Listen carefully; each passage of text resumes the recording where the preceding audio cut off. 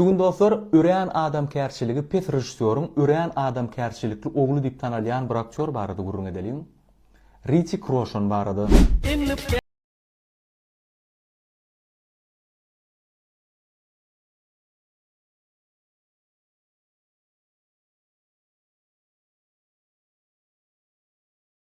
Yıl iyince de doğulya, kakatı adı belli rejissör Rakesh Roshan.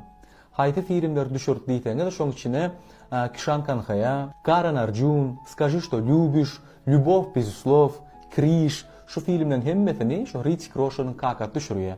Kiçika öreğen kompleksde geden çağı bolýar şu. Sebäbi birinji bilen dili fakawraken, ikinciden hem öreğen hor agajet sypatsyja çağı. Üstesine de şu barmagy goşa çykýa, onun görkezmejek bolup gidilýär illerden gara öňe çykyp bilmeýän eginin syrak çağı bolupdyr da. Ýöne birinji filmini 1980-nji ýyl düşýär. Çağan roluna kakatynyň filminde.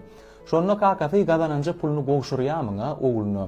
Bulam şonu öz gowurýan oýunjugyny maşynçyk satyn alýarda. Hemem düşünýär şol kino düşmegen bil kär eken, näçe köp gow düşdüğünçe, şonça da köp pul gazanyp bolýar diýip. Uly ýaşdaky ilkinji filmine 2000-nji ýyl düşýär. Скажи, что любишь diýen filmi. Kakatynyň kinosy bilan şu kino tarihi barada aýdatym gelýärmen. Aslında şu filme Shahrukh Khan düşmeleken Karina Kapoor bilen. Karina Kapoor'un birinci debütni film bolmaly, kino giriş filmi. Şeýle bir zat dostlar, Hindistanna belli aktyorlaryň, rejissörlaryň çağalary kino gelenne iň ulu proýekte girýärler, ýürüt etýärler şonu şu birinji filmine ýarmak üçin. Meselem, gyýr aktyor bolup kino gelenne şu döwür iň populýarny oglun aktyor be oýnatýarlar. Ya oglun gelse-de iň populýarny gyýr aktyoryň ýanyna goşýarlar. İň gymmat proýekte. Sebäbi gün birinji filmine ýyldız bolmak üçin. Bu film hem Karina Kapoor üçin taýlanýar şeýdip Shahrukh Khan bilen. Ýöne şol döwür Hrithik Roshan özsünni işleýär, figura taýdanam, aktyorsk masterstwo taýdanam, hemme zatdanam, tans taýdanam taýin bolup kakatynyň ýanyna gelýär. Kaka, Shahrukh Khan kän düşürdük, dawa şu proýekte meni düşürünni men taýin diýär. Kakatan pikirlenýärde razy bolýarmyňa. Şeýdibem şu proýekt Hrithik Roshan'yň bolýar. Meni bilýärem Karina Kapoor çykýa proýektden, göni çykywam interview berip başlaýa, ay men proýektimi Hrithik Roshan'a geçirdiler. Esasy men öňe sürilmeli bolan hemme zat inni ol aktyorym daşyna aýlanýar diýip. Elbetde şonu ýaly bolýar, sebäbi rejissörüň oglu da ol. Aktrisaň derejede Amisha Patel alýarlar, kinoň üstüne kän işleýärler, bir ýerde ogudan ýeri bolsa gitýärler, ogudan aýdymlar şu filmde. Hrithik Roshan'yň bir ýerde oňarýan zady bolsa şu filmde görkezmek isleýärler, tans taýdan, aktyorsk masterstwo taýdan, şonu etýärler. Film çykýa, öreğen populýar bolýar Hindistanna ýylyň iň gyzykly filmi diýip kabul edilýär. Rekord derejesinde kän bayrag alýar. Hrithik Roshan prosto populýarny ýyldız bolanokda nomer 1 bolýar birinji film bilen. Inni hälen bir bellak geçen şu adam kärçiligi barada öreğen akylly umumly adam şu interwýularda ýürüýte provokasiýonly sorawlar berýärler. Meselem sen Salmanyň gowy oýnaýan, Shahrukhdan gowy oýnaýan diýende näme diýär bu? Yok beýle däldir diýär. Salman Khany seredip men nähili sport bilen meşgullanmany öwrendim diýär. Shahrukh Khanyň kino barada köp zady öwrendim. Mož sen gözüňe şonu ýalylar, ýöne men üçin şolar halipa diýär. Indi beýdiýsem öňde kim mahaberýär diýip düşünme. Şula adam Hindistanna henigiden iň gymmat aktyorlaryň biri. Öreğen gymmat baha düşýär filmlere, soňky ýyllardan hatan seýrep düşýär.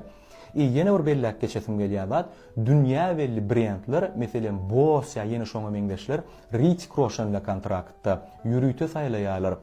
Şeýle bir zat da, käwagt ükt aktyorlar bolýar, ýöne hakyky durmuşda alkaş ýa ömür skandalynyň içinde karyera taşydyp dur, ýöne ýokary gaşak. Ana şolara ananmaýarlar.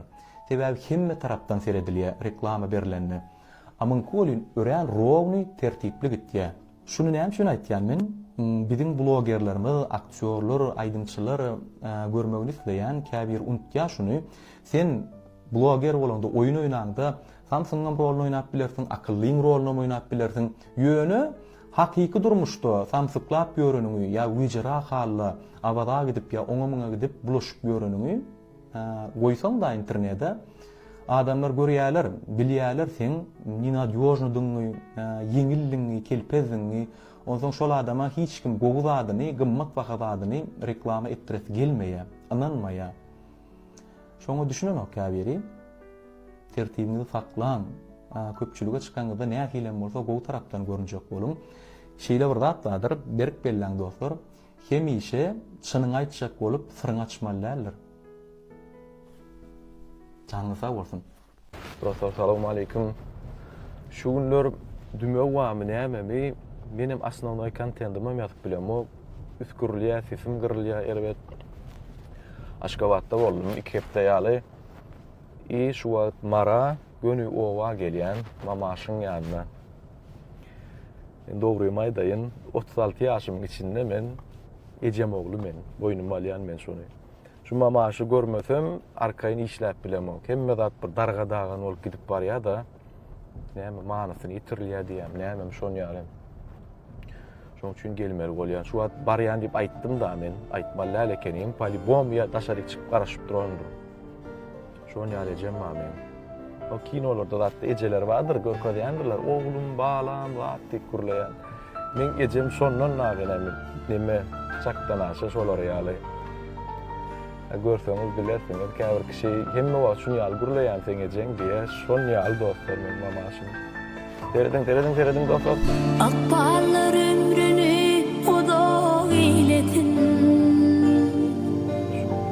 Etim can bakıp dur menin yollarıma.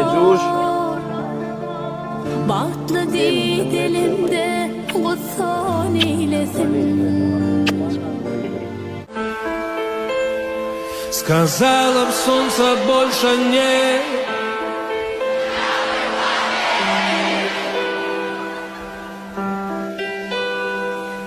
И в пустыне тает снег.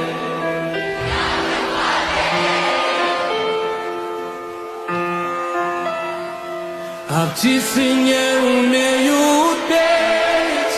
Я бы поверил.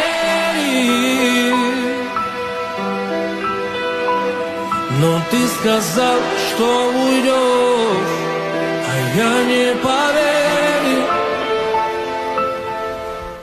Size bugün bir müşterimizin howlusyny gurnalan Arzuw ýoly göçme toý restoranyny abzor etmekçi. Arzuw ýoly restoran tarapyndan gurnalan besetkalarymyz, tapçanlarymyz hemde näçe adamlyk palatkamyz häzirki zaman dizaýny aňrywaşy derejesinde bezelendir. Siz hem öz isän dizaýnyňyz boýunça bezedip bilersiňiz. Isleňize görä menýunam saýlap bilersiňiz. Ähli göp önümler, miweler we şoňa meňzeş haritler täzeligine kesilip goýulýar. Adamlar şatlandyrmak üçin aýdymsaz hem gurnudyk. Elleri süýji aşpezlerimiz we döwrewat tehnikali aşhanamyz hem bardyr. Ulul gazanlarymyzda naharlar, mangaly ähli görnüşli şaşlyklar bişirilýär. Şäherde iň tagamly mantylar bizde bişirilýär. Müşterimiziň isegi boýunça balaň durly görnüşlerini bişirdik. Müşteriniň isegine görä durly görnüşli delikatesler hem taýýarlanýar. Balıkları gowurdyk we mangala bişirdik. Eli süýji aşpezlerimizin, güler ýüzi ofisiantlarymyzyň işleýişleriniň ýokary derejede degini göz ýetirmek üçin Arzuw ýoly göçme toý restoranynyň hyzmatlaryny ulanyp bilersiňiz. Göçme tandyrda bişirilen elinjek somsalar myhmanlaryň göwnlerine ýarady.